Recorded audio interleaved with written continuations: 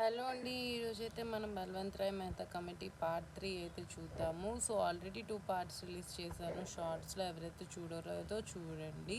So ఈరోజైతే Balwant Rai Mehta committee యొక్క recommendations చూద్దాము.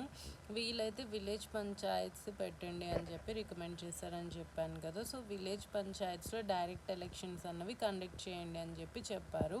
అలానే విలేజ్ పంచాయత్స్ అన్నీ కలిపితే పంచాయత్ సమితి అంటారు. పంచాయత్ సమితిలు అన్నిటినీ కలిపితే జిల్లా పరిషత్ కిందకు వస్తుంది. సో పంచాయత్ సమితి అలానే జిల్లా పరిషత్తుల్లో ఏంటంటే ఇండైరెక్ట్ ఎలక్షన్స్ని కండక్ట్ చేయండి అని చెప్పి రికమెండ్ చేశారనమాట.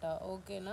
సో పంచాయత్ సమితి అనేది ఒక ఎగ్జిక్యూటివ్ బాడీ అనమాట. ఏవైతే ప్లాన్స్ ఉంటాయో రూరల్ డెవలప్మెంట్కి సంబంధించి అవి వచ్చేసి పంచాయత్ సమితి వాళ్ళు ఎగ్జిక్యూట్ చేయాలి. జిల్లా పరిషత్ అనేది ఒక సూపర్వైజరీ బాడీ అని చెప్పి రికమెండ్ చేశారు. మిగతా పాటలో చూద్దాం.